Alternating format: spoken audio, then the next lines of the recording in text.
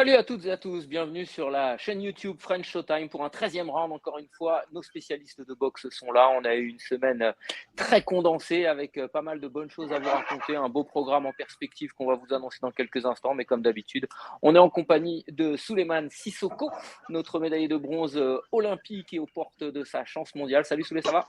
Salut à tous, ça va très bien, merci. Et puis notre John Dovey, national, ancien manager de l'équipe de France, surtout ancien finaliste mondial. Ça va John? Ça va, très bien, ravi d'être là. Bon, petite reprise, hein, c'est vrai qu'on a été coupé pendant 15 jours, mais c'était pour la bonne cause. C'est de ma faute, mais en même Très bonne temps, pause. on a fait voilà, de très bonnes choses. Bon, je vous propose le programme rapidement, messieurs, parce que John, tu étais aux commentaires. Il y a eu une belle semaine de boxe en France, notamment au Zénith de Paris-la-Villette, avec Kevin Lele-Sadjo et Bakary Samaké qui étaient au programme. On montait un petit peu en gamme, on va en parler dans un instant. L'un face à un Argentin, l'autre face à un Chilien. On avait un superbe combat sous les mains de Gervonta Davis face à Frank Martin. On attendait des étincelles, on espérait que Martin soit au niveau. Il l'a été pendant un temps et vous nous en parlerez. Et puis bien sûr, David Benavidez face à Alexander Gvozdyk, l'Ukrainien de la génération Lomachenko-Usyk. Ça aussi, c'était un superbe combat pour les débuts de David Benavidez dans une nouvelle catégorie en mi-lourd. C'est chez toi, John. Donc ça aussi, on va se régaler. Puis on parlera des news avec plein de bonnes choses. Il y avait Soubriel Mathias au programme face à Paro. Vous vouliez en parler, vous m'en avez dit un petit mot en préambule. Et puis il y a aussi des nouvelles avec Devin Haney notamment, Ryan Garcia. Il y a plein de bonnes choses. Allez, on commence tout de suite. On rentre dans le vif du sujet avec John. Ce combat que tu as commenté, Kevin Lele-Sadjo face à Durval Palacio, qui est un Argentin. Un bon combat. On sait que Kevin, lui aussi, il est champion d'Europe. Il est aux portes d'une chance mondiale, un petit peu à l'image d'un Christian Mbili, peut-être un ton en dessous. Son pourcentage de KO, c'est ce qui fait la différence chez Kevin. C'est aussi pour ça qu'on le connaît, 20 KO sur ses 22 combats. Mais si je reprends le combat, tu vas me dire un petit peu ce que tu en penses. Je trouve qu'il a été un petit peu en difficulté, moi, notamment dans les premiers rounds avec un Argentin qui l'a fait à la sud-américaine. Beaucoup de corps à corps, John. Il l'a embêté ensuite avec son allonge sur les 4e, 5e rounds. Qu'est-ce que tu en as pensé? Alors, effectivement, pour avoir vécu le combat de près, parce que j'étais au bord du ring, j'ai pas trouvé Kevin forcément en difficulté, mais j'ai trouvé, je dirais, embêté. Emmerdé C'est le bon cet terme, tu as Argentin raison. qui a truqué le combat. Et moi, je dirais que la clé de ce combat, ça a été l'arbitre. Et à plusieurs reprises à l'antenne, j'ai fait la remarque en disant que l'arbitre était mauvais. Et on le dit, pour faire un bon combat, il faut être deux. Et l'Argentin était clairement venu pour pourrir le combat. Et donc, son style à lui, c'était forcément de ne pas laisser Kevin s'exprimer. Et c'était le cas, il n'a pas laissé Kevin s'exprimer. Et rappelez-vous que l'arbitre sur le ring est garant des règles, est garant de la sécurité des athlètes et doit faire en sorte que le combat se déroule dans les meilleures des conditions. Et cet Argentin a été dangereux tout le temps avec sa tête. On a eu de la chance qu'il n'y ait pas eu de choc de tête, que Kevin n'ait pas été ouvert. Et pour le compte, c'est l'Argentin lui-même qui a été ouvert sur la fin du combat. Tout le monde a été frustré sur ce combat avec Kevin le premier. L'idée, c'était qu'il garde son calme et qu'il ne s'énerve pas, qu'il ne sort pas de son game plan. Il a été même capable de changer de tactique durant un mi-combat et boxer un peu plus à distance. Il a été plus à l'écoute de son coin. Alors, le combat a été frustrant, énervant, parce qu'on s'attendait à ce que Kevin gagne à la limite. C'est ce qu'il voulait faire. Mais finalement, je crois que c'est un combat qui lui permet d'apprendre. En captant cette ceinture WC, effectivement, il a eu une ceinture internationale, mais il a eu aussi, il a été à l'école, il a compris, il a appris beaucoup de choses. Un boxeur qui boxe comme ça, au corps à corps, et surtout l'Argentin maîtrisait ça de main de maître. Il savait où placer les mains, il savait comment tourner, il savait le faire du bon côté pour que la lutte ne voit pas. Il a su annihiler la boxe de Kevin et il n'a pas reculé, il rentre dedans, il a travaillé en étant propre techniquement. Il était très bon cet Argentin, hein. En étant propre techniquement, il a joué de tous ses artifices pour remporter ce combat. Et je finirai en disant que rappelez-vous ce que je dis souvent, quand on vient à un combat de boxe, on vient avec son sac à dos et ses arguments. Et cet Argentin avait clairement la case lutte dans son sac à dos et il a su l'utiliser pendant toute la majeure partie du combat. Qu'est-ce que tu en as pensé, toi, Souleymane, justement, de ce combat? Tu partages un petit peu l'avis de John sur le fait que Kevin a été embêté? Oui, bien sûr, Kevin a été embêté. En fait, moi, je reviens même avant le combat, lorsqu'on a dit que Kevin faisait un WBC Silver, beaucoup se sont étonnés face à l'adversaire, par rapport à l'adversaire. Ah, mais pourquoi il prend un top 70 mondial, etc. Et c'est là où je dois alerter le public. Il faut qu'ils comprennent que le classement BoxRec, il veut tout dire et rien dire à la fois. Il a eu un excellent boxeur. Pour moi, le boxeur a été très bon. Il était très puissant. Il n'est pas venu pour perdre. Et il était vraiment venu pour, en tout cas, lui de son côté, pour gagner face à Kevin Levesaggio. On voit qu'il y a eu un gros travail qui a été fait. D'habitude, les boxeurs argentins peuvent venir parfois un peu grassouillés, etc. Il était affûté. On l'a vu au niveau de Ouais, l'échange. moi, je l'ai trouvé très massif, moi, Souley. C'est C'est vrai ça. qu'il il était vraiment musculeux, ce À gamin. la pesée, on a vu l'échange qu'il y a eu. On voyait que voilà, il avait du caractère, qui n'était pas venu pour poser le genou à terre. Et c'est ce que nous a montré dès le premier round. J'ai trouvé un boxeur très puissant, qui travaillait bien au corps, qui avait du métier, qui avait vraiment beaucoup de métier. Après, comme John l'a dit, il a bloqué vraiment la boxe Kevin. Kevin, il a beaucoup, beaucoup appris de ce combat. Je pense qu'il va en ressortir grandi. Mais voilà, à très haut niveau, c'est comme ça. On tombe sur des boxeurs qui sont très chiants, qui sont parfois beaucoup plus compliqués à boxer que des mecs qui sont dans le top 10 mondial. Et c'est ça aussi qui va faire partie aujourd'hui de sa progression. En tout cas, très bon adversaire face à lui. Il a truqué le combat, il s'est positionné quand il fallait se positionner. Il a essayé même d'envoûter, entre guillemets, l'arbitre, parce que comment il se positionnait, il mettait sa main de tel côté que l'arbitre ne voit pas, etc. C'est pour ça que nous, c'était une évidence pour nous que de dire, ah, l'arbitre, il n'est pas bon, il n'est pas bon, il n'est pas bon. Mais comment il se positionnait, ce qu'il faisait, le travail qu'il faisait, c'était très compliqué aussi pour l'arbitre parfois, je dis bien parfois, de voir un peu qui était en erreur, si c'était lui ou Kevin. Tu partages cet avis, hein, John, parce que c'est vrai que cet Argentin n'était pas forcément classé BoxRec ou The Ring, ou c'était pas un garçon qu'on connaissait. Mais moi, je l'ai trouvé vraiment très compétent. Il l'a vraiment fait un peu à la mexicaine, moi, je trouve, dans les premiers rounds où il a truqué corps à corps. Il a remis un peu d'allonge parce qu'il a quand même un vrai avantage de taille, hein, quatrième, cinquième, sixième. Il y a aussi ce dixième round, hein, John, où on a eu un peu peur avec le point de pénalité pour Kevin. C'était pas si simple vraiment pour notre Français. Alors, on était rassurés parce que lui-même en avait pris un au préalable, mais il aurait mérité d'en prendre 5 ou 6. Et effectivement, c'est vrai, il était intelligent, mais il a rendu le combat très dangereux.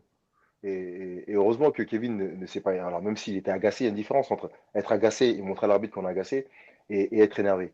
Il était agacé et l'arbitre a reproché à Kevin souvent de mettre des coups derrière la tête, d'autant plus que c'est l'Argentin intelligemment qui tourne la tête et de sa posture faisant en sorte que les coups arrivent derrière la tête. Donc, l'idée, c'est ça. Kevin n'a pas encore assez je dirais, d'expérience et de roublardise pour passer le bras, pour faire mal au bras, parce que c'est ça aussi la boxe, hein. À haut niveau, il faut un boxeur qui te perturbe comme ça. Il faut être capable, quand il passe les bras sous les aisselles, il faut être capable de lui coincer le bras pour lui faire mal, pour qu'il ne revienne plus recommencer à faire. Et il a été capable, l'arbitre a été. La grosse erreur, moi, je le rentrais plus sur l'arbitre. Même si l'Argentin était très intelligent, l'arbitre, il est sur le ring. Il voit ce qui se passe. L'Argentin casse, casse le rythme, accroche beaucoup du bon côté, effectivement. Mais l'arbitre peut se faire avoir un, deux rounds, mais au fur et à mesure du combat, on voit que l'Argentin pousse, il est là, il pèse de tout son poids sur Kevin, il met sa tête à l'intérieur, il met sa tête à l'extérieur, il met sa tête sur le côté. Au moment, ça devenait très très dangereux. Et franchement, on a eu peur pour qu'il y ait un choc de tête. Heureusement qu'il n'y a pas eu de choc de tête. Et c'est l'arbitre qui est garant de ça. Et l'arbitre s'est souvent fait avoir. Mais à chaque fois que l'arbitre a. Et surtout, alors, si on regarde le combat, les premiers instants du combat, l'arbitre en a après Kevin, tout le temps. Et je ne comprenais pas, moi, pourquoi l'arbitre en a après Kevin. Après, ça s'est rééquilibré. Parce que l'épreuve de l'Argentin était tellement flagrante qu'on pouvait pas. C'était pas possible de rien lui reprocher. Mais au début, il sautait sur Kevin. Alors qu'on sait que Kevin a une boxe plus ou moins propre, une boxe offensive. C'est pas un boxeur qui est du genre à accrocher. C'est pas du genre un boxeur qui est du genre à taper derrière la tête. Il est propre dans sa boxe, Kevin. Il est tellement brut et neutre qu'il a du mal à jouer de tous ses artifices. Et moi, pour le compte, je dirais que l'Argentin a été très fort, c'est vrai, intelligemment. Il a su aussi faire des ruptures entre les accrochages et les moments où il travaille à distance. Ça a été fait de façon très, très expérimentée. Mais je mets quand même un petit carton rouge à l'arbitre. Et j'ai envie de rajouter aussi les coups au corps. Moi, les coups qu'il essaie de décaler pour les mettre au foie, Ouais. j'étais vraiment impressionné par la Il l'a puissance piqué. des coups qu'il mettait au corps. Je disais, waouh, à chaque fois. Après, Il l'a bon, Kevin, piqué. un Kevin à mec. plusieurs reprises, hein. Ah ouais, ouais, ouais, ouais, Il plusieurs l'a fois. piqué à plusieurs reprises, ouais. Il l'a mis à plusieurs reprises et je me suis dit, honnêtement, c'est vraiment pas mal. Et quand on pensait qu'il allait fléchir, qu'il allait abandonner, poum, C'est toujours là. il avait C'est vrai. encore un souffle d'orgueil. Donc, honnêtement, il a eu un très bon adversaire et je pense que ça va beaucoup, beaucoup l'aider dans sa carrière. C'est Bah, important je ce que trouve tu dis, que. Souleymane. C'est important ce Vas-y, que tu dis, vas-y, Souleymane, John. parce que un combat, alors là, je rentre sur l'aspect tactique. L'idée, lorsqu'on prépare un combat, et là, c'est l'entraîneur qui parle, ben, si Kevin est fort physiquement, si Kevin est fort à la bagarre, parce qu'il est en face, si on reste face à lui, on sait que c'est un boxeur qui tape beaucoup, qui a un rythme, qui a trois poumons et qui va taper dans tous les sens, ben, je ne vais pas demander ça à mon boxeur. Surtout si ce n'est pas son fort. Ne bat pas dans le registre de l'adversaire. On est chez lui, c'est à domicile, tout peut arriver. Il a quand même pas mal de victoires avant la limite. Donc, on n'a aucun intérêt de rentrer dans ce registre-là. L'idée, c'est de de bouger sur les jambes, mais bouger sur les jambes pendant 12 rounds, c'est peut-être trop énergisant, c'est trop fatigant. Donc l'idée, ce que je conseille à mon boxeur, c'est d'accrocher. Si il sait le faire et il sait jouer de cet artifice-là, bah, peut-être pas aussi longtemps que l'Argentin a pu le faire, mais moi, c'est ce que je préconiserais à mon boxeur. Il faut être capable de perturber le boxeur français pendant un certain nombre de temps, le fatiguer parce qu'on fait de la lutte. Et faire de la lutte, c'est pas la boxe, c'est pas les mêmes muscles qui sont sollicités, donc forcément c'est plus fatigant. Et puis au bout d'un moment, faire des ruptures de temps en temps et essayer de le piquer. C'est exactement ce qu'il a fait. Si le game plan c'était ça, et je pense que c'était ça, il a joué, je dirais, à la perfection. Et je voulais insister aussi sur le fait, Souleymane, que cet Argentin, moi, je l'ai trouvé euh, très massif, mais que Kevin a quand même réussi à faire la différence physiquement. Je trouve qu'il était très bien préparé physiquement, Kevin, hein, sur ce combat. Je sais pas ce que tu en penses. Bon, Kevin, on le connaît, c'est un boxeur qui est très sérieux, qui s'entraîne très dur, il s'entraîne 2 fois par jour. Il fait beaucoup, beaucoup de travail. Il nous partage très souvent ses vidéos d'entraînement, etc. C'est quelqu'un de très sérieux, en tout cas au niveau de l'entraînement. On voit comment il se donne, donc il peut qu'arriver prêt. Il était prêt. En tout cas, sur l'aspect physique, il était prêt. Mais là, à un certain stade, ça ne sera pas que l'aspect physique qui va l'aider, hein. Tu vois, on en connaît beaucoup des boxeurs qui sont très physiques, mais face à des roublards comme ça, c'est un peu plus délicat. Alors voilà, aujourd'hui, il a gagné son combat. Il va se rapprocher du titre mondial, hein, parce qu'il a eu la ceinture quand même WBC Silver, qui est la ceinture juste avant celle du championnat du monde. Euh, je pense que voilà, ce qu'il a dit en fin de combat était très important et c'est qu'il a été lucide. Il a dit que voilà, il a appris de ce combat-là et que ce combat-là va beaucoup le faire progresser. Il a encore du travail, il le sait, il en a conscience. Et puis voilà, ce combat va beaucoup le faire progresser. Et je pense que sur le prochain, il va être encore beaucoup mieux. Je te laisse la main, Souleymane, parce que je voulais savoir si tu avais vu des vrais progrès justement chez Kevin. On sait que c'est un boxeur un petit peu à l'image d'un Christian Billy, toujours sur l'offensive, vers l'avant, beaucoup de débit, beaucoup de coups circulaires. Est-ce que tu as vu des progressions, des angles de progression dans ce combat chez lui? Je pense qu'il y a des angles de progression, bien sûr, au niveau de la défense déjà. Je pense qu'il y a des angles de progression au niveau de la préparation d'attaque aussi, parce que parfois il y a des coups qui sont isolés, qui sont donnés un peu comme ça, mais donc un peu au niveau de la préparation d'attaque. Mais voilà, je sais qu'il a de très bon coach, il est très bien entouré. Moi, je ne vais pas me définir en tant que coach, etc. Il est très bien entouré. Mais c'est vrai qu'au niveau de la défense, au niveau de voilà, avoir un peu plus de métier, comme le disait John tout à l'heure, d'anticiper ces choses-là, etc. Je pense que c'est très important. Et aussi garder un peu cette fraîcheur. Parce que parfois, je l'ai senti un peu frustré de ce que l'adversaire faisait. Et ça te sort de ton combat. Ça peut très vite te faire sortir de ton combat. Je l'ai vu parfois un peu reculer, avoir un peu, j'en ai marre à l'arbitre, pour rester vraiment focus sur le combat. C'est facile de le dire, mais c'est vraiment dur de le faire lorsqu'on est sur les rings parce que voilà, il voulait vraiment bien faire. Mais voilà, il y a des angles de progression pour tout boxeur, hein, j'ai envie de dire. Et lui, je sais qu'au niveau de la défense, au niveau de la préparation d'attaque, il y a des choses à faire. Et face à un mec comme ça qui t'accroche, travailler encore un peu plus. Parce que parfois, il subissait un peu les accrochages de son adversaire sans forcément faire grand-chose. Après, voilà, plusieurs fois, il a essayé de mettre des coups, etc. J'entendais même John dire, voilà, continue comme ça, ou c'est bien. Mais voilà, il fallait un peu plus accentuer la chose. Bon, pour terminer avec Kevin, John, c'est quoi la suite maintenant? C'est vrai que nous, de notre vision très franco-française, on aimerait bien justement un duel face à un Christian Billy, mais tu le mets où, toi, dans le classement mondial? Il se situe comment aujourd'hui, Kevin? Bah, je pense qu'il est à la bonne place, à cette place de quatrième. Il n'est pas encore challenger numéro un, mais c'est un boxeur qu'on pourrait appeler pour faire une dérogation, le fait de son classement. Donc c'est un boxeur on sait qu'il y aura du spectacle avec lui. Et vous parlez de la progression, moi, alors la progression qu'on peut voir sur Kevin, j'ai remarqué sur ce combat et sur le combat précédent, et notamment, et même depuis Marseille déjà, parce qu'il y a eu Marseille, ensuite il y a eu le Valois, pardon, et donc j'ai remarqué déjà son analyse. Avant, c'était tout feu, tout flamme. Il tapait dans tous les sens, Kevin. Et je pense que ces déplacements et ces camps d'entraînement qu'ils font en Espagne, ils lui font un plus grand bien parce que il côtoie d'autres personnes, il a d'autres visions de l'entraînement, ça lui permet de voir autre chose. Et ça, combiné avec ce qu'il fait à Paris, lui fait un grand bien. Techniquement, il est capable de faire autre chose. N'oublions pas que dans ce combat, il a été quand même capable rappelez-vous, à mi-combat, il a changé tactiquement. Et un temps, c'était impossible. Rappelez-vous qu'il a son direct du bras avant qui est montré très très bien. Et même face à un boxeur qui semblait mieux techniquement, mieux fourni techniquement que lui, le jab de Kevin rentrait systématiquement. Et à un moment, il a su l'user.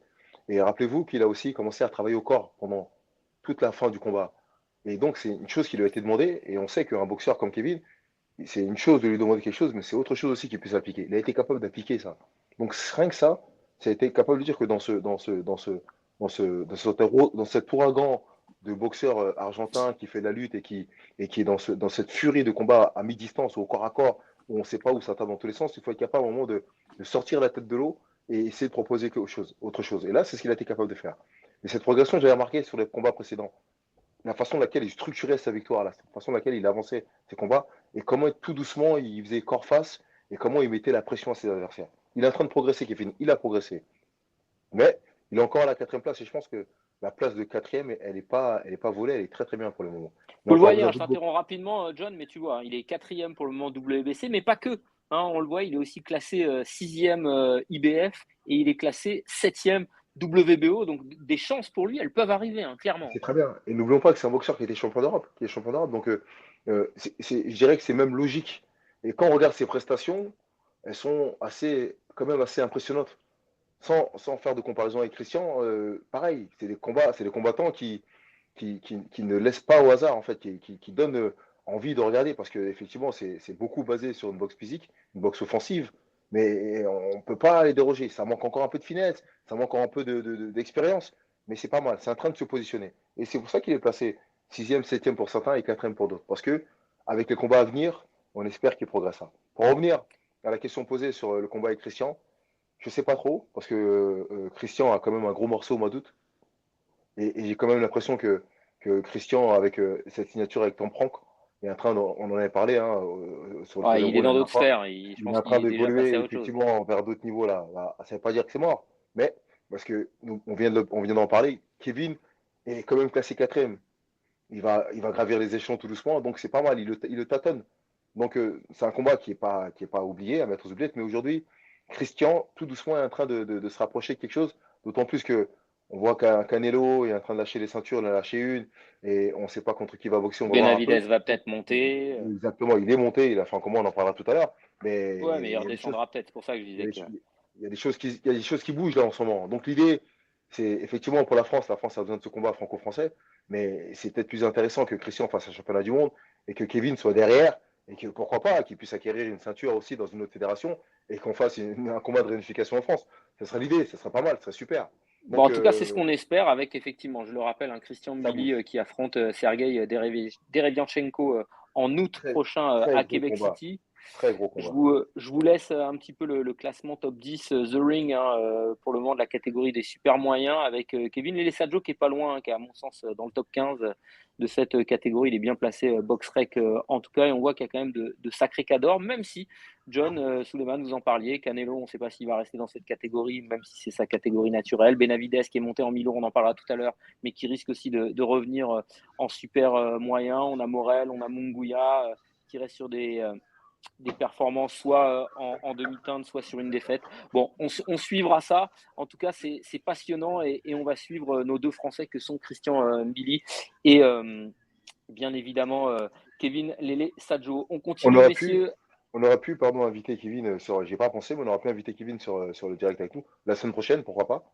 Donc, Ouais, on peut faire ça. ça peut être une idée, ouais, pour voir un peu ses impressions. C'est vrai que j'ai Bien pas sûr, pensé, on mais on aurait prendra des pu, news. ouais, à l'issue de son combat, pour voir un peu ses Mais impressions et parler du combat avec lui. ce qu'on va faire, John, je pense que l'idée, je lance un petit peu une bouteille à la mer, c'est que on va peut-être se garder notre 13e round actu comme on le fait, et puis D'accord. peut-être donner la parole sur des émissions à côté, en plus, comme ça nos spectateurs seront encore plus ravis, avec des interviews d'athlètes comme ça. En fonction de votre temps, je pense qu'on en reparlera, John. D'accord. On continue et je te laisse la main d'ailleurs avec Bakary Samaké qui était lui aussi au programme. C'est son papa Issa qui avait organisé cette soirée au Zénith après celle qu'il avait fait face à El Moussaoui. Qu'est-ce que tu en as pensé toi de la performance de Bakary? Affronter un Bah, Chilien qui lui aussi n'était pas facile, hein, Julio ouais. Alamos. Moi j'ai trouvé qu'en fin de combat il s'est un peu réveillé mais que c'était pas forcément du niveau de ce qu'il avait proposé face à El Moussaoui. Bah alors, parce que c'est pas le même adversaire, forcément, il n'y a pas la même charge émotionnelle, déjà, dans le combat. Et puis, l'adversaire avec des caractéristiques techniques et physiques complètement différentes d'Ahmed. Ahmed, boxeur offensif, alors que là, le Chilien était plus sur la défensive avec des longs segments, quand même, hein, avec une envergure assez impressionnante pour 1m92. Et on a vu que cet allonge, et notamment ce bras avant, gênait beaucoup Bakary. Et donc, le combat, c'est peut-être le combat le plus difficile qu'il ait eu à disputer. Pas sur la charge émotionnelle, puisque c'était Ahmed Moussaoui, mais quand même sur l'aspect technique, tactique, il a fallu résoudre des problèmes. Et on a vu d'entrée, c'était compliqué. Ce qui m'a frustré dans ce combat, et je le dis à l'antenne hein, lorsque je commente, c'est que Bakary reste trop sur un ou deux coups. Et pendant tout le combat, C'est vrai que ça j'ai manque un peu demandé, de moi, combinaison. c'est vrai, j'ai quémandé des combinaisons, des enchaînements de coups, et on sentait qu'il y avait une différence de puissance entre les deux, et que si Bakary se lâchait un petit peu, le combat n'allait pas aller à son terme. Et puis tout doucement, on a même commencé à s'endormir un petit peu sur le combat. On était un peu frustrés parce qu'on sent le potentiel Bakary, on sent qu'il y a un truc à faire et il le fait pas. Et puis il a fallu attendre les derniers instants, les dernières secondes de ce combat pour que Bakary se réveille un petit peu. Vous avez, vous savez, ce sempiternel 10 dernières secondes du combat où le boxeur se lâche pour espérer toucher. Et ça a été le cas, il a touché sur un enchaînement d'une pure beauté, il envoie le Chilien au tapis. Et je me dis que c'est tellement dommage, parce que pour asseoir sa suprématie et ses qualités, il aura pu un adversaire tel que le Chilien, comme je le voyais, c'est Bakary qui l'a laissé développer sa boxe. C'est lui qui l'a laissé user son bras avant. C'est lui qui l'a laissé se laisser, je dirais, embêter un peu par cette tactique un peu nonchalante du Chilien. Et heureusement pour Bakary qui n'était pas vraiment puissant. Parce qu'il a pris quand même quelques coups, il a pris plus de coups qu'il n'en a jamais pris. Et je me dis, c'est lui qui a permis ça. Parce que s'il avait mis la machine en avant depuis longtemps, dès les premiers instants du combat, il aurait pu abréger le combat assez rapidement déjà. Et toi, Souleymane, ta lecture de ce combat? Je pense que c'est un beau combat face à un adversaire qui était chiant, longiligne, qui a beaucoup gêné avec son bras avant, mais notamment avec ses jabs au corps. Parce qu'il y a une vraie ouverture au niveau du ventre. Donc voilà. Mais c'est vrai que Bakary s'est réajusté et sur la fin de combat, il finit vraiment en beauté. Et je pense qu'il fallait de ça. Il fallait qu'il le fasse tomber pour qu'on puisse tous être satisfaits, entre guillemets, de ce combat. Après, je pense qu'il en a conscience, hein, il y a encore du travail. Là, c'est son premier combat aussi, c'est dans la catégorie des poids moyens, donc c'est une autre catégorie. Les mecs sont plus grands, ils ont aussi un gabarit quasi similaire au sien.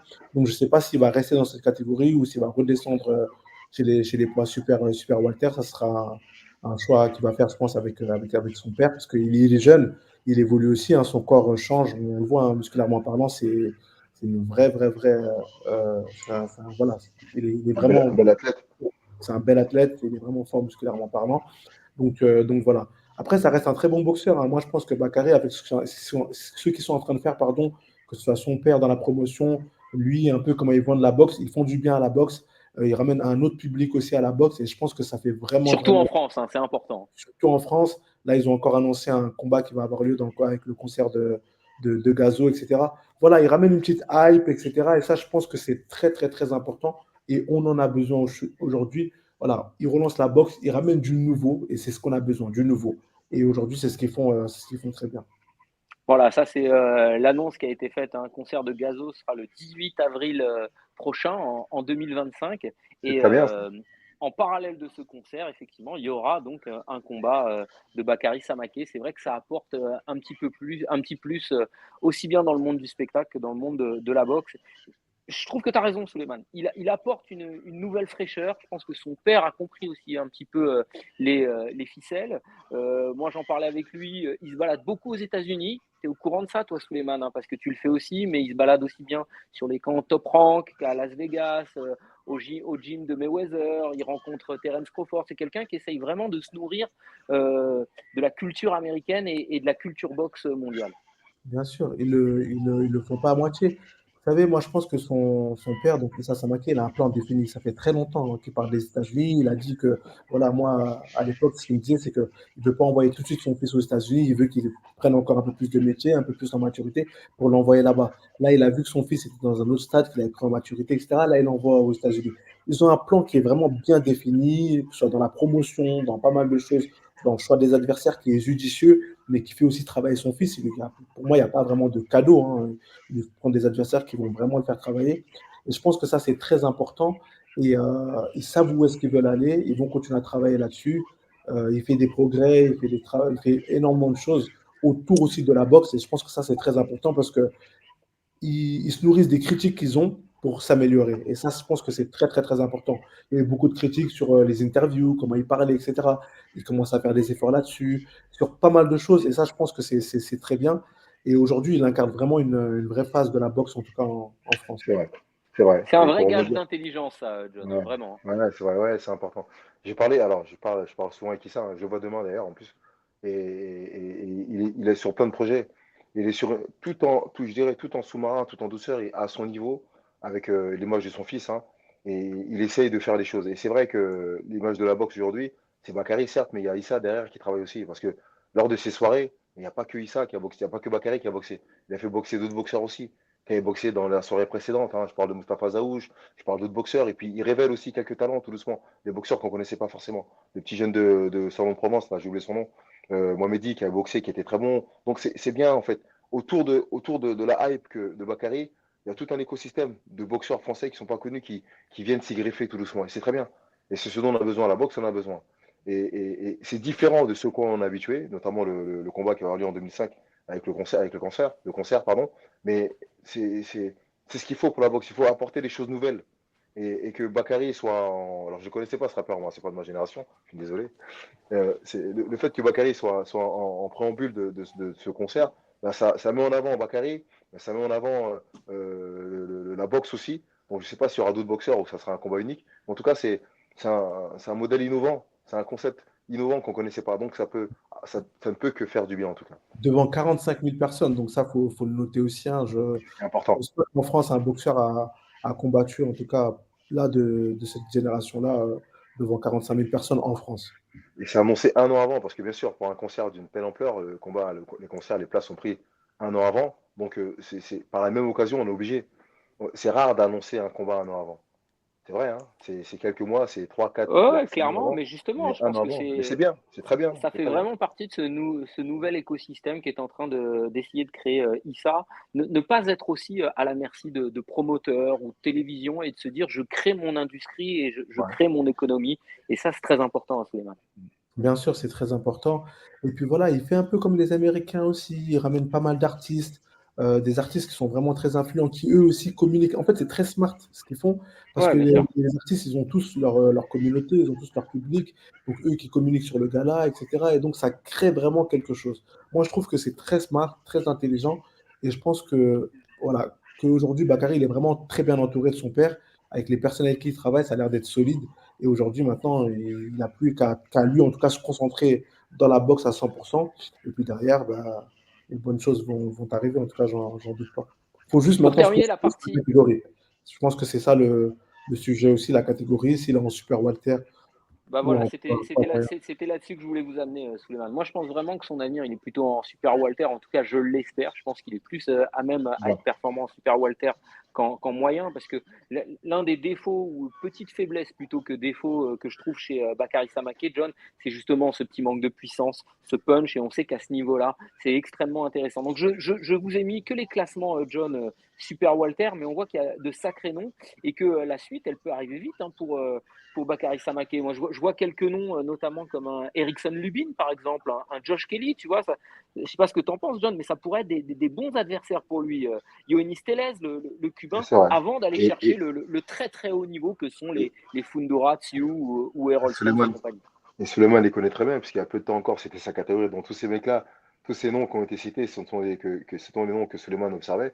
La problématique, et il faut réfléchir très attentivement, parce que Bakary n'a que 20 ans.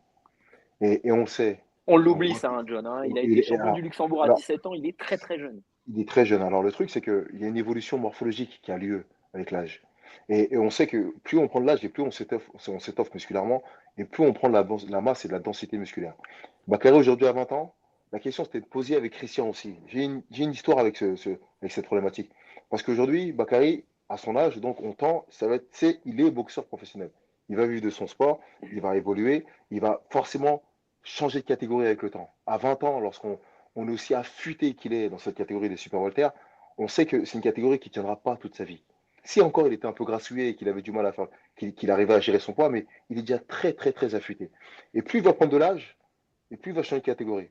Il ne faut pas oublier que l'énergie qu'il lâchera dans la balance, cette énergie, il en aura besoin sur le ring. Donc il faut très rapidement, alors je ne sais pas où ils en sont, je ne sais pas à comment ils ont réfléchi, mais Mais très comment rapidement, alors je t'interromps réfléchir et rapidement, John, mais justement, comment tu vois toi ce truc? Est-ce qu'il faut faire du cutting et rester en super Walter puisque c'est plutôt sa catégorie naturelle le avec problème, la puissance adaptée, ou est-ce qu'il faut monter en moyen où il aurait peut-être justement un petit déficit de puissance, mais le un poids un peu problème, plus idéal? alors il y a deux choses qui rentrent en compte. Le problème, c'est que Bakary, son problème de puissance, il ne réside pas forcément dans cette capacité à bien frapper ou pas, c'est des problèmes techniques. Je l'ai vu boxer, moi, j'étais en bas du ring, j'ai vu les erreurs qu'il peut faire. Il fait des erreurs techniques Et c'est ce qui fait qu'il perd de sa puissance. Il pourrait être bien plus puissant. Lorsqu'il est bien positionné, on peut voir ce qu'il donne lors des derniers instants de ce dernier round. C'est pas tant que c'est un boxeur qui est puissant, ça se voit dans la façon dans laquelle il donne des coups et comment il bouge sur le ring. Donc moi je pense que Bakary il pourrait facilement monter chez les moyens. Je reviens à ma démonstration pour faire comprendre que Bakary aujourd'hui s'il fait des cuttings, un cutting à 20 ans, c'est pas les mêmes lorsqu'on a 25, 26 ou voire 28 ans. Parce que on est déjà installé, on est déjà un homme. Aujourd'hui, c'est encore un jeune, je dirais, et son corps est encore en train d'évoluer parce qu'il s'entraîne sérieusement, il s'entraîne dur. Et plus il va grandir et plus il va avoir du mal à faire le poids. Et tout ce qu'il va lâcher dans cette perte de poids, ça peut le perturber sur la suite de sa carrière, parce qu'il va rencontrer encore des problèmes quand il va montrer aussi les moyens. Il va rencontrer encore des problèmes quand il montrera peut-être chez les super moyens, s'il y monte un jour. Donc, c'est-à-dire que c'est hypothéquer ses chances de monter progressivement. Des fois, on ne peut pas aller à l'encontre de l'évolution morphologique de l'homme. Et aujourd'hui, Bakary, en plus, affûté, taillé comme il est, s'ils ont fait le choix de le faire monter en moyen progressivement, parce qu'on se dit, tactiquement, il est en train d'apprendre le métier, c'est mieux de l'installer maintenant dans cette catégorie dans laquelle il va évoluer. Il sera habitué à rencontrer des moyens. On choisit ses adversaires, on fait en sorte de ne pas l'exposer, on fait attention, on le met bien dans cette catégorie des moyens pour tout doucement l'étoffer en plus musculairement, au lieu de constamment vouloir avoir une puissance en super Walter qui finalement qu'il n'aura pas parce qu'il sera tellement fatigué d'avoir lâché. Vous voyez ce que je veux dire, la stratégie d'avoir lâché de l'énergie dans cette perte de poids. Donc quelque part, c'est presque le serpent qui se mord la queue en voulant rester à tout prix chez les super Walter, alors que c'est mieux d'avoir moins ce problème psychologique aussi de devoir faire le poids, parce que c'est un problème psychologique de faire le poids. Quand on évolue en super Walter et qu'on doit perdre le poids, qu'on a 5, 6, voire 10 kilos parfois, et qu'on est déjà affûté comme il est, c'est un vrai travail mental qu'il faut faire. Il faut se priver de beaucoup de choses. Pour un jeune de 20 ans, ça peut être traumatisant psychologiquement par la suite. Donc il faut réfléchir à tout ça avant de réfléchir, de penser à la catégorie dans laquelle il évolue. S'il doit rester chez les moyens, je pense que intelligemment, c'est bien fait. Il faut choisir ses adversaires pour qu'ils deviennent tout doucement à 22, 23 ans un vrai moyen, parce qu'il aura évolué dans cette catégorie depuis longtemps. Souleymane, tu partages ça pour terminer Oui, bien rapidement? sûr, je partage ça parce qu'il est jeune, il va encore évoluer, il s'entraîne très dur, il s'entraîne très fort, il fait beaucoup de préparation physique et je pense que son corps, il va encore continuer d'évoluer dans le bon sens du terme, bien sûr. Donc, oui, je pense que stratégiquement, c'est mieux de se positionner dès maintenant, de s'installer dans cette catégorie et surtout, voilà, de pouvoir s'y habituer pour les échéances futures. Bon, on termine cette partie du Zénith pour vous dire que Victor Yoka s'est imposé aussi à la décision face à Mathis Laurenceau. Ça faisait partie justement des boxeurs que Issa Samake essaye de mettre en avant pour que la boxe hexagonale essaye de progresser au maximum. On prendra des nouvelles aussi du petit Très beau frère combat. Très beau de combat Tony de avec Victor. un beau combat, beau Il a combat fait un des meilleurs de combats de la Victor. soirée. Je le dis, j'ai vu le lendemain. Franchement, il m'a impressionné et dans le bon sens. Et il a fait un très beau combat. Je pensais qu'à un moment, il allait flancher physiquement, mais il a tenu par sa technique. Il a eu l'adversaire qu'il fallait. C'était une véritable opposition de style entre un boxeur technique, et on connaît Victor, et un boxeur marseillais avec le style qu'on leur connaît aussi très offensif et qui avançait tout le temps, qui misait sur la puissance. Et on pensait que sur la deuxième partie du combat, et que Victor allait flancher physiquement et que franchement, que le Marseillais allait prendre le dessus, et ça n'a pas été le cas. Non, Même il a bien si tenu, c'était il a bien parfait. tenu, la limite, il a tenu le niveau, et physiquement, il a été là, il a répondu techniquement par ce qu'il fallait faire. Très bien en tout cas, très beau combat de Victor. Allez, on continue, on avance avec les deux combats de la semaine. On s'est intéressé à nos Français, maintenant on va du côté des États-Unis. Franchement, c'était une régalade, Souleymane, l'affiche de cette soirée. On sait que PBC est passé sous pavillon Prime Video. Ils n'ont pas fait énormément de soirées, c'était seulement la deuxième, enfin la troisième de 2024, mais la deuxième qui avait vraiment une vraie consistance. Et c'est vrai que sur l'affiche, Gervonta Davis face à Fred Martin, c'était Frank Martin, pardon, c'était absolument magnifique. Un combat en plus, Souleymane qui a tenu toutes ses promesses parce que Gervonta Davis, comme un serveur d'habitude, il a un petit peu fait l'ordinateur, il a laissé un petit peu jauger la qualité de l'adversaire. Pendant 6 rounds, on s'est dit, Martin, il est peut-être un petit peu dedans, et puis Gervonta Davis, il a accéléré un soulevé. Ouais, c'est vraiment une affiche qui était exceptionnelle, hein, qui donne envie. Gervonta, après, ça a passé par la case prison, donc on attendait de le voir. Ça faisait longtemps qu'il n'était pas monté sur le ring. Beaucoup de trash talking, beaucoup d'animosité entre ces deux boxeurs. Et honnêtement, la soirée a tenu toutes ses promesses, hein. On a un très beau combat. Frank Martin qui est venu, qui était prêt techniquement, puissant. Il a vraiment fait son combat. Et puis voilà, Gervonta, comme à son habitude, hein, j'ai l'impression qu'il calculait un peu, qu'il était un peu sur la réserve et il a attendu le bon moment pour l'arrêter. Il a dit qu'il allait l'arrêter au 8e round, c'est ce qu'il a fait. Donc voilà, ce Gervonta, vraiment, pour moi, c'est la face de la boxe aujourd'hui au Ah ouais, niveau. carrément, tu te mouilles. Ah, C'est le ah oui, visage de la boxe pour toi. c'est le visage de la boxe. C'est vraiment le visage Devant pour moi. Terence Crawford, devant Naoya Inoue, devant Alexander Usyk. Pour moi, aujourd'hui, c'est le visage de la boxe. C'est quelqu'un qui éteint tous ses adversaires. Il a fait 10 main events. Sur les 10 main events, il est sold out. Il fait venir tout le monde. Il y a vraiment une- quelque chose autour de lui. Toutes les stars viennent, toutes les stars retweetent. Il y a quelque chose autour de ce mec-là. John, je m'en rappelle, hein, John, tu m'en parlais il y a très longtemps. Tu me disais, ouais, ce boxeur américain, avec sa petite peau un peu bicolore. Mais Il a un truc. il a un truc. Il a Il un a un truc. truc. Il attire. Il y a quelque chose qui se passe. Tu vois, il s'en fout. Il est en guerre avec tous les autres boxeurs. Il s'en fout. Il est dans le. Moi, je dis qu'aujourd'hui, ouais, c'est vraiment lui qui représente la boxe. Et c'est le seul qui crache, entre guillemets, sur les Saoudiens. Il leur dit, écoutez, moi, je m'en fous. J'ai pas besoin de votre argent. Je viens pas je vais pas aller là-bas combattre, etc. Beaucoup d'Américains aujourd'hui, voilà, tendent la main à Bravo. Eddie Hearn, etc. C'est le seul qui se permet vraiment de critiquer Eddie Hearn, de montrer que voilà, moi, j'ai pas besoin de toi. Et aujourd'hui, ce qu'il fait, c'est exceptionnel.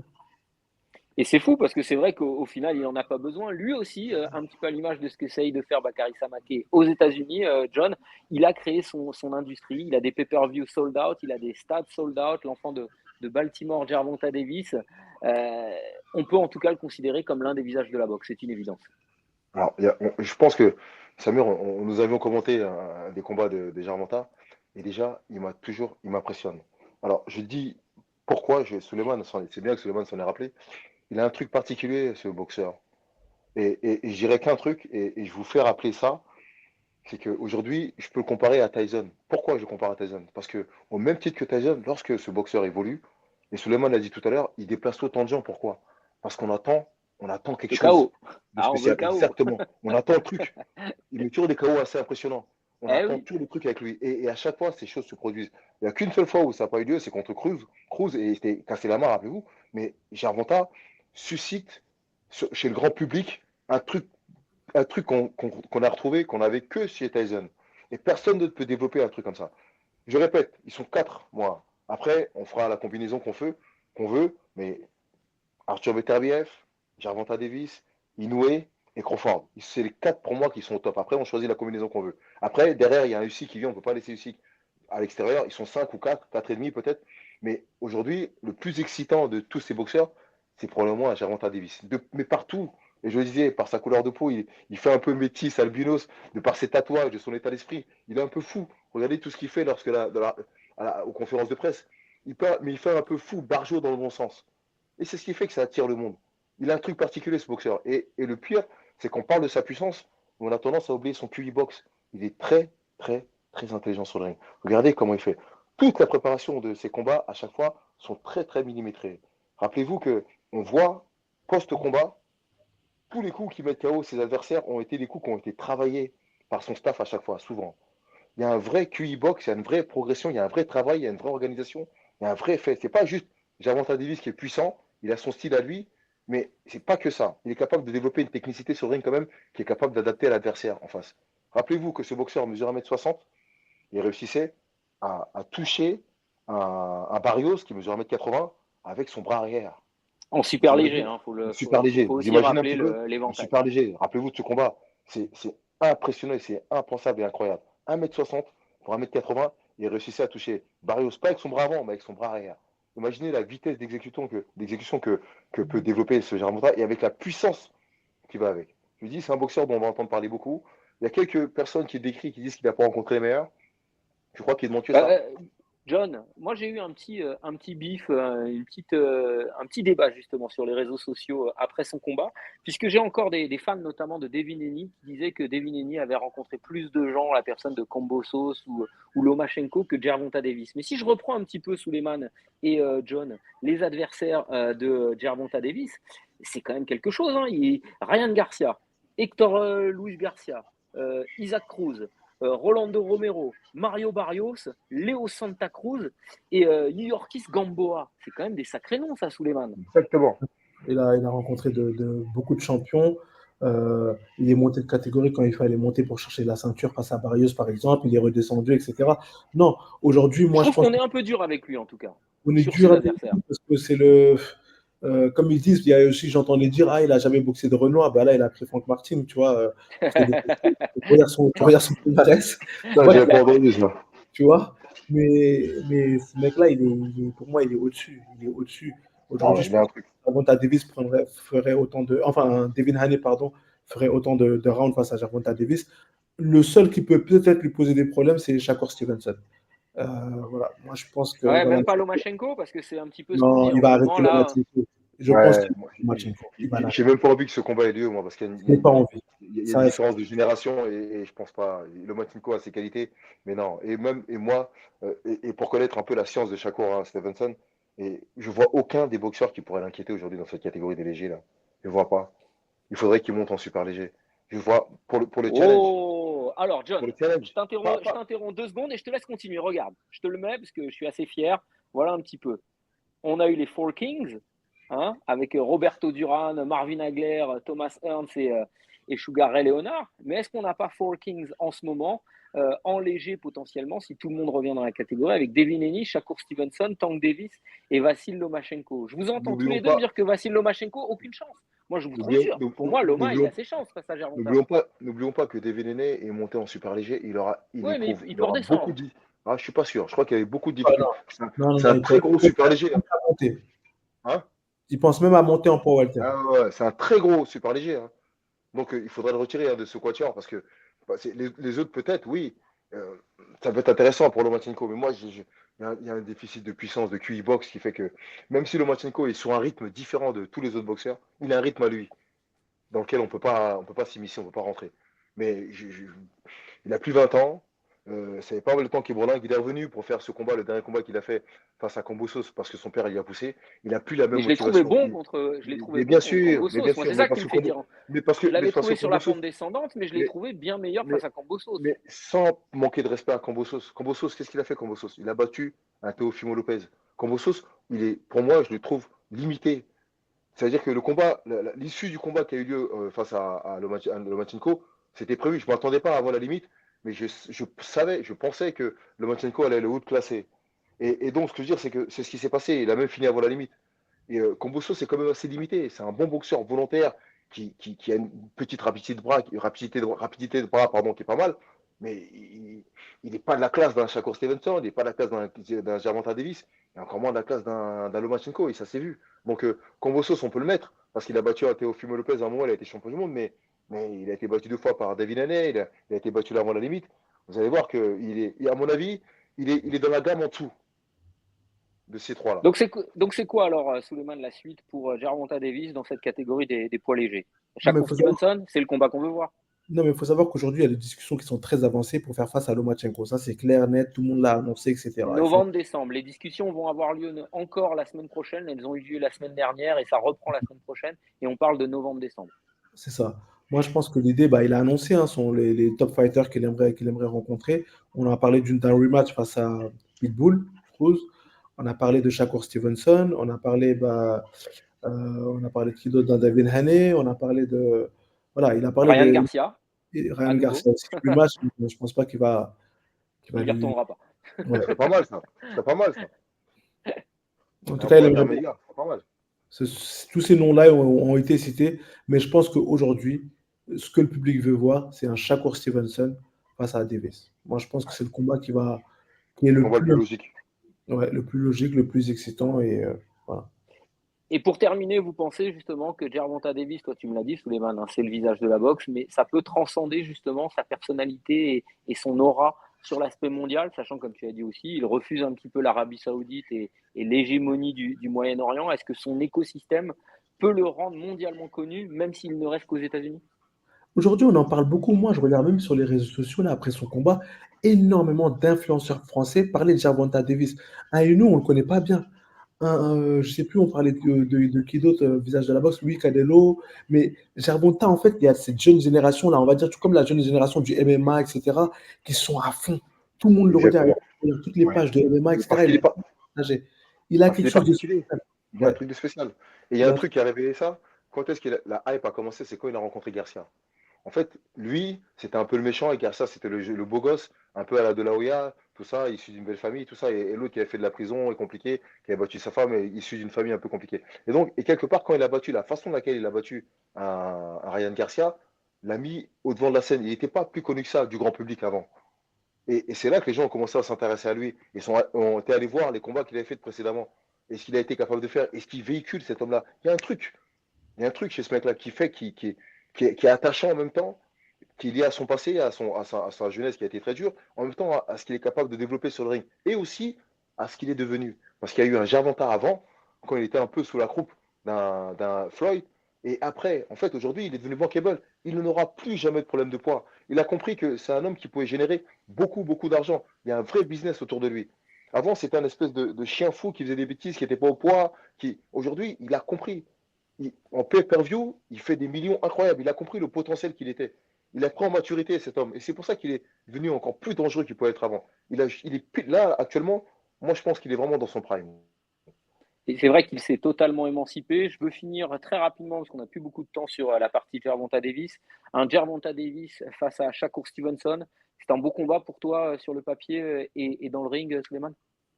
Bien sûr, c'est un très beau combat sur le papier, dans le ring, parce qu'il y en a un qui est très puissant et l'autre qui est très technique, tactique. Voilà. Aujourd'hui, certains disent que voilà, la puissance ne vaut rien face à la technique. C'est pour ça qu'on veut voir ce combat-là, parce qu'il y a des fins partisans de Shakur Stevenson par rapport à la belle boxe, par rapport à sa rapidité, son ring generalship, son IQ, son intelligence de ring. Et un Gervonta Davis qui, attention, très technique, qui est très technique, mais qui, on va dire, voilà, sur tous ces combats, il n'y a que 2 combats, ils sont allés jusqu'au bout. Donc, un combat au début de carrière où c'était un 6 rounds et contre Cruz. Mais c'est un vrai boxeur qui fait très mal et on aimerait voir un Shakur Stevenson face à un boxeur aussi puissant que Gervonta Davis. Bon, je crois qu'on a perdu John, mais il va revenir très rapidement. Je continue avec toi, Suleiman, en attendant John. Il y a aussi un autre combat dont on parle, un Dream Fight avec un Gervonta Davis face à Naoya Inoue. Tu crois, toi, à un truc pareil? Why not? Why not? Je pense que ça peut être un combat qu'on peut avoir. Tu sais, ils ont comparé un peu les KO, là, l'uppercut qu'il a mis avec le crochet que Gervonta a mis là sur son dernier combat face à Martins. Et là, Inoue aussi, l'uppercut KO qu'il a mis. Donc voilà, il y a beaucoup de comparaisons. Ce sont 2 boxeurs qui, bah, on a dit, ils font partie des top 3 dans le top 5, en tout cas mondial, toutes catégories confondues. Et c'est des catégories qui sont quand même assez proches, c'est pas aussi éloigné que ça. Donc, why not? Si un fait l'effort de descendre un tout petit peu en cash weight et puis l'autre fait un petit effort de monter un peu, je pense que ça peut être un combat qu'on peut avoir. En tout cas, ce sera un combat excellent. Excellent entre 2 boxeurs très puissants, 2 boxeurs très complets. Et aujourd'hui, le public, bien sûr, il veut voir ce combat-là. C'est des combats un peu, comme tu dis, fight dream. Comme quand on parle d'un Canelo face à Terence Crawford, comme on parle voilà, d'énormément de boxeurs comme ça. On veut voir qui est-ce qui est le meilleur.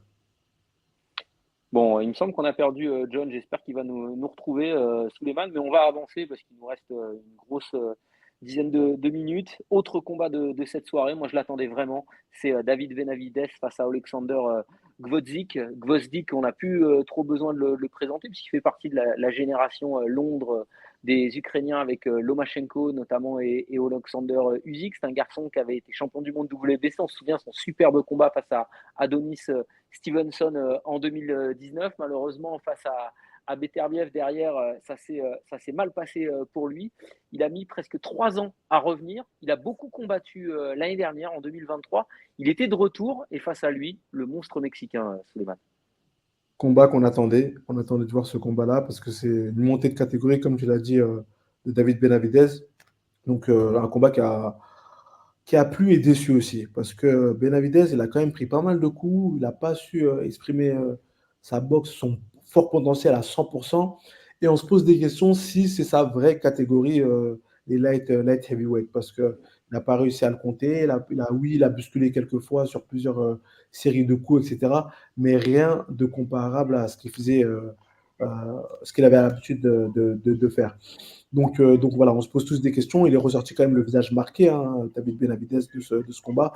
Après, ce qu'on a pu comprendre, c'est ce qu'il a dit, c'est qu'il a eu un problème durant son camp d'entraînement. Il s'est blessé à la main. durant son camp d'entraînement, donc il n'a pas pu voilà, mettre des coups puissants, etc. Voilà, on se pose des questions. On se pose des questions et beaucoup se disent, est-ce que ce David Benavidez-là est prêt face à un Beterbiev ou face à un Bivol? Il faut se poser Est-ce que, les bonnes questions. est-ce que vous Bon, m'entendez? Je suis désolé. ouais, Ouais, on a retrouvé John, pas de souci, on t'entend. On d'accord. était déjà parti sur le combat Benavidez-Gvozdyk. D'accord. Je vais pas dire que je te trouve dur, Souleymane, avec Benavidez, mais c'est vrai que c'est une montée de catégorie. Je la compare un petit peu à la première montée en poids lourd, par exemple, d'Alexander Usyk. C'était pas n'importe qui qu'il avait en face de lui. Gvozdyk, même si c'est un petit ton en dessous de ce qu'il a été, c'est un top niveau mondial. Et je trouve qu'il a pas Exactement. été si mal finalement. Oui, après, le public aujourd'hui, comment on l'appelle Benavidez? The Mexican Monster. Eh ouais, le Son monstre nom, mexicain. en fait, il y a beaucoup d'attentes. Il y a énormément d'attentes lorsqu'on voit face à un combat comme ça. Grovitch, bien sûr, Alexander, c'est un très bon boxeur. Attention, il a un bon background en amateur, etc. Mais il est quand même tombé 3 ou 4 fois dans sa carrière. Tu vois, si je C'est ne me vrai, trompe pas, il est c'est tombé vrai. 4 5 fois Ouais. dans sa carrière. Donc, c'est un boxeur Ouais. quand même. Vas-y, Ouais. finis Oui, Soulé. mais il est quand même tombé plusieurs fois dans sa carrière. Et puis voilà, face à un Benavidez, voilà, on pensait que Benavidez allait le finir, etc. Bien que voilà, il a eu en face un adversaire qui était solide, qui a eu du répondant jusqu'au dernier round. Grovitch a montré qu'il était présent. D'ailleurs, il y avait Alexander Usyk qui était là avec lui dans le Ouais, vestiaire, qui l'a accompagné, qui l'a soutenu. Donc on voit cette fraternité ukrainienne. ukrainien. Ton avis sur le combat, John Souleymane, Alors, quand tu étais déconnecté, nous disait que il n'était pas déçu, mais il aurait espéré un peu mieux du monstre mexicain face à Gvozdyk. alors, Suleiman a dit un truc, il a dit qu'il est tombé 3 4 fois dans sa carrière. Ah ouais? Ouais. Ah oui, Gvozdyk? ouais, j'ai eu l'impression juste face à Beterbiev, je crois. J'ai plus Face souvenir. à Beterbiev, il est tombé au moins 3 fois. Oui. Ouais, Et d'accord. il a eu un dernier combat là face à Ouais, il où est il est tombé. tombé. Attends, je vais te le Il a fait un retrouver tout de voyage? suite. D'accord, d'accord. Ouais, Mais il a fait un petit je. voyage. Attends. D'accord. Ce que je veux dire par là, c'est que, euh, et Samir le disait très bien, Benavidez n'est pas tombé face au premier venu, déjà. Le combat s'est déroulé exactement comme je pensais, moi. Je voyais un Benavidez gagnant, ou soit Voudzif le perturbait d'entrée par son expérience. Ils sont pas sur le même rythme.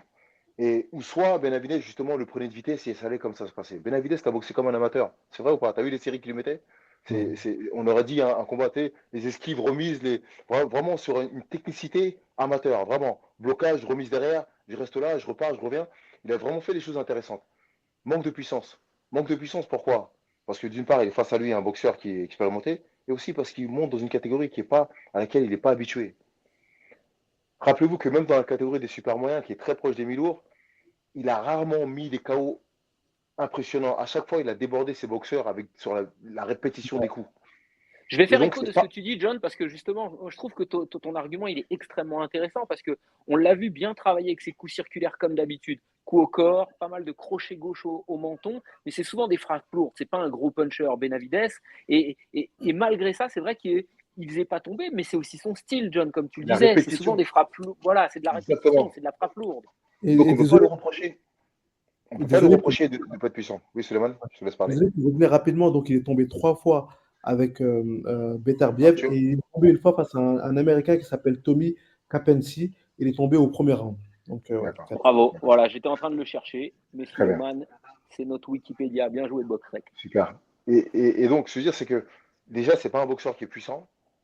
C'est un boxeur sur la répétition des coups, qui est très précis, sur sa variété, sur son rythme constant, et tous ses adversaires un petit peu. Donc, ce sont ses caractéristiques à lui. Et face à un Gvozdyk, mais c'est ce qu'il a fait. Il ne pouvait pas gagner avant la limite. Je ne voulais pas gagner avant la limite parce que Gvozdyk est un boxeur quand même assez dur au mal, même il peut tomber. Dans ces catégories-là, tout le monde peut tomber. Même Arthur Beterbiev, que j'estime être le meilleur de cette catégorie, est déjà tombé aussi. Donc, tout le monde peut tomber. Mais il, il a fait du Benavidez en fait, et sur sa vitesse. Et c'est sur la vitesse qu'il va être capable de surprendre les boxeurs de cette catégorie-là, et sur son expérience. Par contre, quand ça a commencé à se durcir, il a commencé à call out à Arthur Beterbiev et à Bivol. Lui et Bivol, ça risque d'être un combat intéressant techniquement, tactiquement aussi, parce qu'ils sont presque sur le même registre, je dirais, avec les déplacements en moins pour Benavidez. Par rapport à Arthur Beterbiev, il va avoir un ratio de puissance qui va être trop différent. Parce que même s'il est rapide de bras, bah, Arthur a quand même cette capacité d'annihiler quand même les boxeurs qui sont rapides. Parce que tous les boxeurs dans cette catégorie-là peuvent être rapides. Et Arthur, par ses placements, par ses déplacements, par sa puissance et même son jeu défensif, est capable quand même de contrer ça, cette vitesse. Ça peut être des combats intéressants. Il n'y est pas encore. Il n'y est pas encore. Ça se trouve, il ne rencontrera jamais un Arthur, parce que si Arthur bat Bivol sur le prochain combat, je ne suis pas sûr qu'il continue sa carrière. Et si jamais Bivol était amené à gagner, mais c'est vrai, alors j'anticipe un petit peu. Pardon, si Bivol était amené à gagner le combat, peut-être qu'Arthur n'arrêtera pas. Arthur a quand même 39 ans, il est plus sur le challenge. Le challenge pour lui, c'est de récupérer la 4e ceinture qui lui manque. Donc voilà, après, il sera sur la fin de sa carrière. Il est sur la fin de sa carrière, on le sait. Donc on peut faire des plans sur la comète. Le plan qu'on peut faire, c'est plus contre Bivol. Et ça peut être un combat très intéressant contre Bivol. Si il ne redescend pas, comme vous le disiez, comme tu le disais, Samir, tout à l'heure, Bah voilà, il c'est ne ce que. redescend pas en super moyen. Moi, c'est ma vraie question et je vous lance tous les deux, Souleymane puis John. Moi, j'ai la sensation que ça reste un super moyen et je ne le vois pas monter en mi-lourd. Je pense que c'est une petite pige un petit peu comme l'avait fait Canelo et que sa vraie catégorie, c'est les super moyens et que de toute façon, ce qu'on veut, ce qu'on attend tous, c'est ce combat face à Canelo. Et d'ailleurs, les discussions ont repris peut-être pour septembre. Mais attention, c'est pas anodin s'il est monté dans cette catégorie. Il faut savoir que le Turki Ali veut mettre beaucoup d'argent pour organiser un Benavidez face au gagnant de Bivol face à Beterbiev. Donc ça, Beterbiev. voilà, ça c'est dans les papiers. Voilà, c'est ce qu'il veut faire. Il pose vraiment beaucoup d'argent. Peut-être que une somme qu'il n'a jamais peut-être eu dans sa carrière. Donc c'est pour ça qu'il a fait ce test-là dans cette catégorie-là face à un boxeur entre Le guillemets renom. russe, ukrainien, russe, un peu voilà du même type, etc. pour faire un test parce que lui l'idée c'est vraiment d'avoir le gagnant face à Beterbiev Bivol. Maintenant on va voir ce qu'on va voir. Moi je pense honnêtement pas que Canelo va prendre Benavidez. Benavidez. Moi Ouais. je Ouais, pense tu pas penses qu'il qu'il va l'esquiver? il va l'esquiver. Canelo, il va être sur autre chose. Canelo, voilà, Enfin, on voit, il prend un peu plus de recul, il se bat un peu moins lorsqu'on lui enlève sa ceinture, il se bat un peu moins. Il a beaucoup mangé. Aujourd'hui, comme on dit, il peut faire la pluie et le beau temps, entre guillemets, au niveau des fédérations, etc. Voilà. Aujourd'hui, avec le recul qu'il a, est-ce qu'il a envie de faire encore des combats aussi durs? Je ne sais pas. Et je ne pense pas. John, Suleiman ton a peut-être avis? raison. Suleiman a peut-être raison. À Canelo, il est en train de. Tactiquement, alors, on se disait un moment sur sa fin de carrière, peut-être faire un Benavidez. Comme ça serait en plus un combat mexico-mexicain, un américano-mexicain. Ça peut être intéressant, mais on sent que Benavidez, et même sur la boxe pure, on sent qu'un Benavidez, c'est quelqu'un qui peut vraiment perturber un Canelo. Comme Bivol a pu le perturber, avec un registre encore un peu plus offensif. Donc, effectivement, Canelo, tactiquement, stratégiquement, il va peut-être. Alors, et en plus, il est sur une fin de carrière, mine de rien. Même s'il est capable de faire des choses encore exceptionnelles, il prend encore un peu de plaisir, encore beaucoup d'argent. Euh, je rejoins Souleymane en disant que c'est peut-être pas l'argument le plus intéressant pour lui aujourd'hui. Même si, alors, le seul argument qui peut être intéressant, effectivement, c'est les monnaies, c'est l'argent. Si l'Arabie Saoudite est capable d'allonger les sous qu'il faut, je pense qu'il fera ce combat. Mais pour l'instant, Qu'est-ce je vois qu'est- aussi qu'est-ce qui vous a... John, qu'est-ce qui vous excite plus finalement? Est-ce que c'est un Benavidez face à Canelo ou un Benavidez face au vainqueur de Bivol Beterbiev? Benavidez face à Canelo, moi, d'entrée. C'est ce que Ce je qui va voudrais le voir, plus moi. vendre, c'est aussi ce qui va le plus vendre de Mexicains. On veut savoir qui est-ce qui est le meilleur aujourd'hui des Mexicains, etc. Donc oui, c'est ce qui vend le plus. Il faut Et être puis, transparent là-dessus. C'est un combat qui va être beaucoup plus tranchant. et puis, il y a une chose, c'est deux boxeurs, c'est quatre boxeurs qui boxeront chacun de leur catégorie respective. C'est-à-dire que Benavidez, c'est un super moyen s'il reste dans cette catégorie. Canelo, c'est un super moyen. Et Arthur Beterbiev et Bivol sont des mi-lourds. Donc, le mélange de genres, ça peut être bien de temps en temps. Mais là, il faut qu'ils règlent leur compte déjà dans leur catégorie respective déjà, avant de pouvoir aller lorgner vers une autre catégorie pour pouvoir chercher autre chose. C'est comme un Crawford. À un moment, on parle de Crawford contre Canelo. Je ne comprends pas, Canelo. moi. On a vu que Crawford il rencontre un Jaron Ennis déjà avant. Faire le vrai ménage dans cette catégorie, il a fait déjà le ménage. Mais c'est le combat qu'on veut voir avant d'aller voir Canelo. Qui rencontre déjà le. Alors on me dira, il y aura toujours un challenger qui est pas mal. Mais là, Jaron Ennis est là depuis longtemps quand même. Qui rencontre un Jaron Ennis avant d'espérer aller monter de deux catégories pour aller rencontrer un Canelo. Même si financièrement c'est très intéressant. Donc que les boxeurs se rencontrent déjà dans leur catégorie. Ensuite, on pourra voir ce qu'ils peuvent faire ailleurs. Et puis, Bon, on en reste là. Et d'ailleurs, en parlant de catégorie, John, et puis on en on a notre reparlera à mon Suleiman. avis. On a notre Suleiman aussi qui est là. Donc on parle de Jaron Exactement, et, exactement. et, et c'est vrai. Et donc il y a, Mais il y a Suleiman. je vous ai dit qu'on m'a proposé de remplacer Cody Crowley là, face à Jaron Ennis. Donc on m'a appelé, il était quoi, 4 heures du matin pour me dire ouais, Suleiman. il y a 6 semaines, Ah aux non, tu nous as États-Unis. pas dit. Tu nous as Ouais, pas dit. est-ce que tu veux remplacer Cody Crowley pour la même bourse? Parce que je crois que c'était 600 et quelques trucs. J'ai dit, écoute, non, 585 ou 685, je sais plus. J'aurais dit, écoutez, moi, le truc, c'est que je suis pas intéressé dans le sens où, déjà, elle est vraiment trop, trop courte. Et financièrement parlant, je pense qu'il faut un truc beaucoup plus intéressant. Mais même si aujourd'hui on me proposait plus, pour un mec comme ça, il me faut 8 à 12 semaines de préparation. Je ne peux pas faire comme les boxeurs. J'en avais parlé un peu avec John. Voilà, j'ai besoin d'argent, il faut que je me précipite. Non. Chacun son temps. Mon temps, il va venir, ça, j'en Exactement. ai une seconde. Donc voilà, j'ai préféré refuser en tout cas gentiment cette offre-là. Et t'as bien fait. Ou alors, il fallait demander 2 millions. C'est Ouais, ça. C'est Rentrons ça. dans le vif du sujet, Souleymane, parce qu'on a fini la page Benavides et on rentre dans la page de news. Je voulais parler rapidement de Liam Paro face à Subriel Matas, mais on va rester sur toi, parce que Terence Crawford vient d'être donc nommé champion du monde WBC par Recess, c'est-à-dire que temporairement, il est mis sur le côté. Et Mario Barrios, que tu connais bien, a donc la ceinture intérim qui est requalifiée en ceinture mondiale WBC. Il se trouve que Mario Barrios, ça pourrait être l'un de tes prochains adversaires, un garçon que tu connais bien en plus, puisque tu spares souvent avec lui. Effectivement, donc là, Mario, on l'a annoncé hier, hein, qu'il est devenu champion du monde. Donc, il est officiellement champion du monde. On s'y attendait, hein, on s'y attendait. Lorsqu'on est champion intérimaire, si le champion move up, tu prends la ceinture. Donc là, actuellement, le classement d'hier, je suis numéro 1. On est en train de pousser, mais c'est très compliqué parce que voilà, il y avait un Mario Barrios face à Pacquiao. Ils essaient de faire pas mal de choses pour faire vendre aussi le truc. Aujourd'hui, il faut dire la vérité, un Mario Barrios face à Sissoko, c'est pas aussi bankable qu'un Mario Barrios face à un Pacquiao ou face à un Stanionis et encore Stanionis, voilà. Donc voilà, on est en train de pousser, on va voir ce que ça va donner. Mais le clan Marius Barrios ne donne pas forcément du fight, en tout cas pour le moment. C'est un boxeur que je connais vraiment très bien, plus que bien, hein, honnêtement. C'est un très bon boxeur, il a beaucoup progressé. Nous, on est en train de voir pour pousser, en tout cas, pour faire ce combat-là. Ce qu'on nous dit, c'est qu'il faut à peu près faire au moins un combat avant d'avoir ce combat pour le titre. C'est quoi, Bon, je pense qu'ils quoi n'auront ton pas le choix. levier, toi? Ton Pardon? levier aujourd'hui, c'est quoi? Est-ce que tu penses que tu as la puissance en termes de structure suffisante pour organiser ce combat, pour provoquer ce combat, pour aller le chercher, que ce soit aux États-Unis ou en France? Personnellement, j'ai écrit à Mauricio Suleiman, donc le président de la fédération internationale, pour lui dire voilà, comment il se positionnait, comment ça allait se passer, etc. Ils m'ont donné il y avait plusieurs noms qu'ils étaient.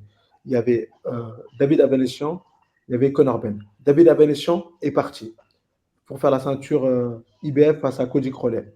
Conor Ben, il est bloqué aux États-Unis, en Arabie Saoudite, en Europe. On est en train de voir pour une option en Afrique, et l'option en Afrique, ils sont en train de décaler même pour 2025. Donc là, il va faire un truc télé, une émission de chaîne télé, etc. Donc c'est très compliqué. Il y a des boxeurs qui sont en dessous, mais voilà. Je pense sincèrement que la WBC n'aura peut-être pas le choix que de me mettre face à Mario. Moi, je pense, je le sens vraiment, parce que Pacquiao, là, qui devait finalement le prendre, il ne peut pas le prendre parce qu'il a un combat, etc. C'est très compliqué. Je pense qu'ils n'auront pas d'autre choix que de dire, OK, on annonce Sissoko face à Mario Barrios. Maintenant, en France, je pense qu'on peut aussi l'organiser en France. Aujourd'hui, j'ai pas mal de gens qui sont derrière moi, qui peuvent mettre de l'argent. Maintenant, il faut voir est-ce qu'on pourra rivaliser face aux Américains, ça c'est une des choses. Ou si les Saoudiens disent, OK, écoutez, on paye le combat, et là, ça sera l'occasion de le faire en Arabie Saoudite, ou aux États-Unis, ou en France d'ailleurs. Toi, c'est quoi ton état d'esprit pour terminer là-dessus? Tu es sur un combat de transition avant de prendre Mario ou tu veux le prendre dès maintenant? Si j'ai l'occasion de pouvoir prendre Mario maintenant, bien sûr, avec une préparation adéquate, je prends Mario Barrios directement.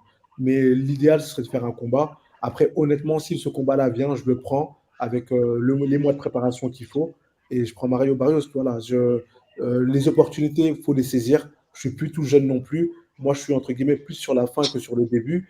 Et puis, au-delà de ça, c'est que voilà, c'est une opportunité. On ne se rend pas compte hein, là comment la France, elle va bien dans la boxe. On a un Christian Mbili qui est à un port d'un championnat du monde, un Kevin Sadio, un Suleiman Sissoko et d'autres boxeurs qui sont en train de pousser. On est classé numéro 1 mondial dans plusieurs fédérations. En fait, on ne se rend pas compte. Christian Mbili, il est classé dans les 4 fédérations. Je suis classé dans les 3 fédérations.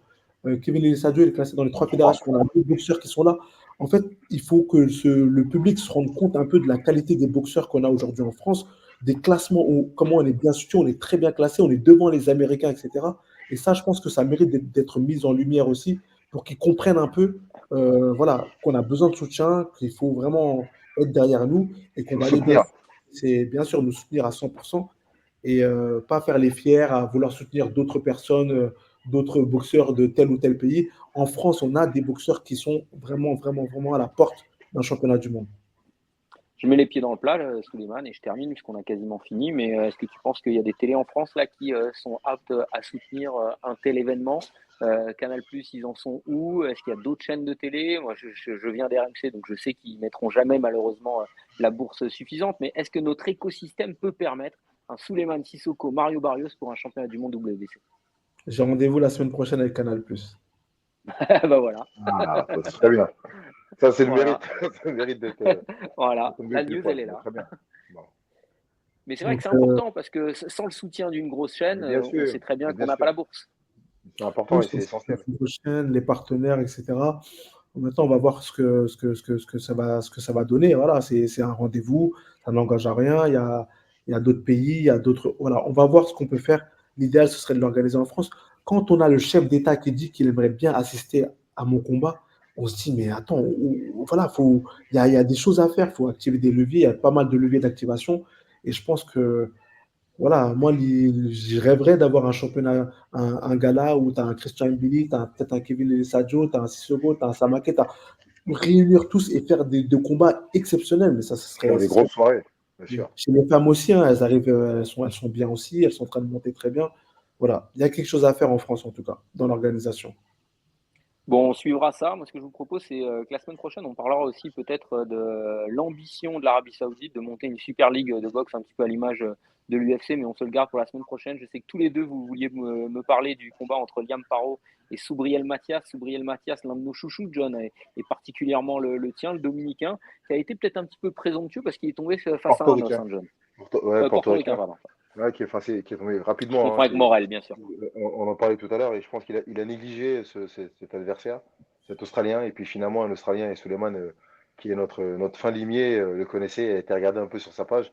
Et on a vu que quand même ce Faro était un boxeur qui avait bourlingué à gauche à droite, qui a mis les gants avec tout le monde, qui a fait tous les camps d'entraînement.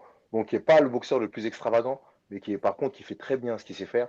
Et pour le fait, il a réussi à déjouer cette machine qui est Subriel Mathias, cette espèce d'ogre qu'être ce boxeur, qui n'a jamais su trouver la solution, qui s'est empêtré dans un schéma tactique et qui a jamais su, voilà, à domicile, en plus chez lui, parce qu'on avait fait le combat pour lui, et il s'est rendu les choses difficiles. Il pensait que le combat allait être facile, et finalement, ça a été un espèce de piège.